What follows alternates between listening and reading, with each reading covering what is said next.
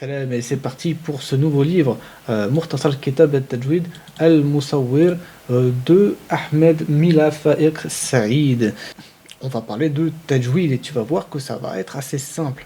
En tout cas, c'est un livre qui est coloré, avec des images, etc. Donc ça va être très sympathique. Alors la première partie, la première chose à savoir, en fait, si on veut faire du tajwid, donc c'est-à-dire tajwid, bien wada quelque chose, c'est rendre beau quelque chose, enjoliver quelque chose.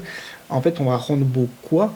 La lecture du Coran, évidemment. Mais la première chose à connaître, eh bien évidemment, c'est la lecture elle-même, et donc savoir le nom de toutes les lettres, et c'est ce qu'on appelle la huruf ici, el-hijaïya. Ok, donc il y a 29 lettres dans l'alphabet arabe, elles sont ici. Et ce qui est intéressant, c'est que l'auteur donc a séparé les lettres en couleurs par thème en fait. Donc on a des roses, on a des rouges, marron, vert. Il y en a deux ici. Voilà. D'ailleurs ici, on peut mettre tout ce paquet un peu ensemble. Si tu es débutant et que tu n'as pas encore appris les lettres, eh bien je te conseille comme ça de les diviser parmi ces parties. Cette division-là, elle est intéressante. Pourquoi? Parce qu'elle prend en compte la forme. Si tu veux, là, on a trois lettres qui ont cette forme de bol. Et ce qui va juste changer, enfin bol ou d'assiette ouverte, j'en sais rien. Ce qui va juste changer, c'est le point. Est-ce qu'il est en bas? Est-ce qu'il y en a deux en haut? Ou est-ce qu'il y en a trois en haut? Et c'est ça qui va donner la différence. Voilà, ensuite tu vas sur ce petit fichier là, on peut en trouver sur internet, et tu regardes pour la première lettre avec le petit point en bas, et eh bien c'est le B. Voilà, pour la deuxième c'est le T, et pour la troisième avec le petit tiret en dessous, ça veut dire que la lettre elle va être comment dire, elle va faire participer, enfin la langue en tout cas va participer à sa prononciation. C'est un T, mais la langue va être un peu plus devant et entre les dents, ce qui va donner le Th, un petit peu le the qu'on peut avoir en anglais, pardon. Et tu peux voir que tu as la même ici avec le D. Ça va pas faire D, ça va faire the. Donc c'est la langue qui s'avance et qui vient flirter avec les deux dents de devant. Je crois qu'on a que ces deux-là. Voilà.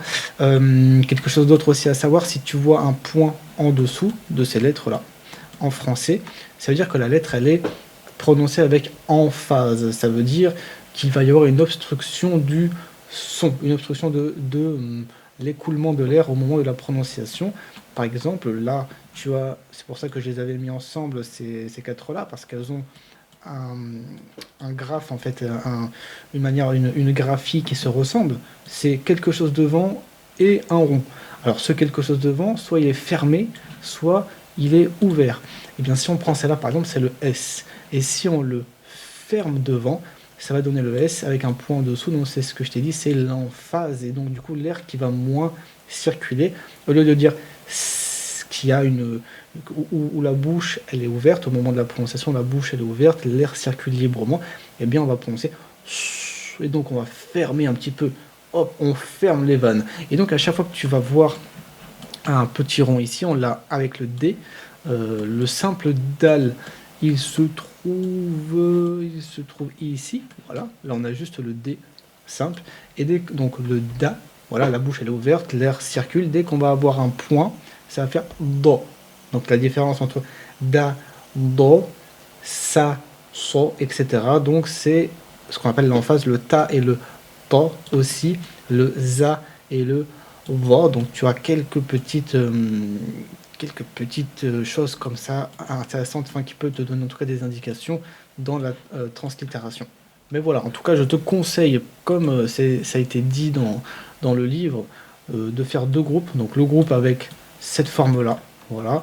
Un autre groupe avec cette forme-là et le point qui varie. Donc le premier c'est le ja, le ha c'est un H qui est bien prononcé quand il n'y a pas le point du tout, et quand le point il est au-dessus c'est le ra qui va être prononcé au fond de la gorge. Ces quatre-là, tu peux les apprendre aussi par cœur. Elles ont quelque chose de particulier, c'est qu'on ne peut pas les lier. C'est-à-dire que quand on arrive avec une lettre après une de ces quatre-là, elles vont laisser un espace entre elles et la lettre.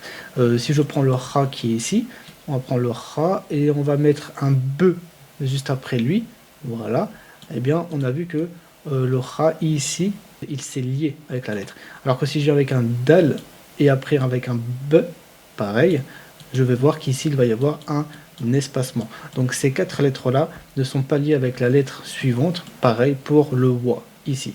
Voilà. Donc apprenez par cœur, on a le D, le THA, avec le petit tiret en dessous. Le RA, le R, il est roulé. On a un R roulé et un R qui n'est pas roulé un peu plus bas. Ici, on le verra. Voilà. Et le Z, tout simplement. Ensuite, donc, ces 4-là, tu les apprends aussi groupés. Le S, CH, le SO emphatique et le DO. Donc là, on a l'emphase du D qu'on a appris juste avant. Et après, ces deux-là qui ont le même graphe, mais c'est le point qui change.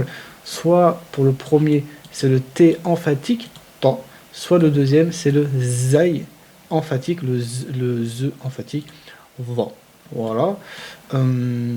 Ensuite, ici, on a la première, là, qui est une des plus difficiles à prononcer, c'est le Ain qui va se prononcer dans le fond de gorge, et le Rain qui se prononce un petit peu au même endroit, on le verra pour la prononciation de ces deux-là, mais avec le point au-dessus, si tu veux, c'est un peu le R français qui n'est pas roulé. R, voilà. Ces deux-là, avec le F et le K, donc je t'invite aussi à apprendre la lettre qui est juste en dessous, parce que la différence entre les deux, c'est que la deuxième, ou la première, pardon, celle-là, elle est emphatique, c'est pour ça qu'on l'a écrit avec un K, et que la deuxième, on l'a écrit avec un K, un Q, pardon, et la deuxième, on l'a écrit avec un K.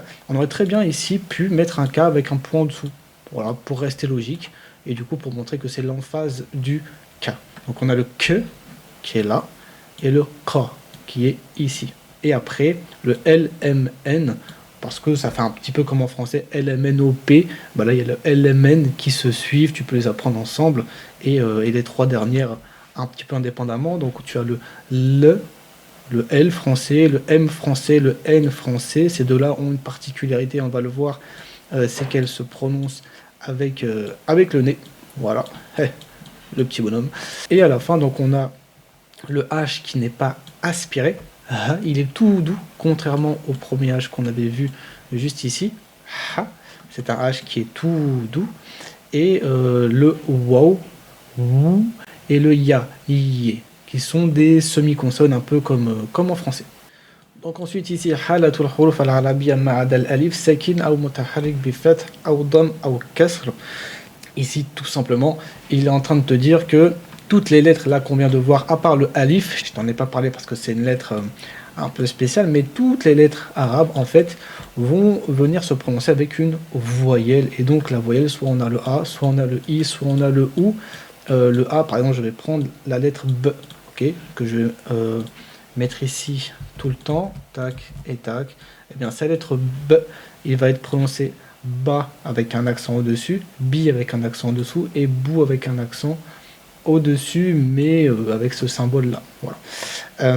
Ou alors aucun symbole du tout, et c'est le cas de la soukoun, ce qu'on appelle la soukoun, donc on va mettre un 0 au-dessus pour dire que ça se prononce que ce n'est que la consonne qui va se prononcer, et pas la voyelle, pas de voyelle, une consonne sans voyelle, donc B, B, voilà.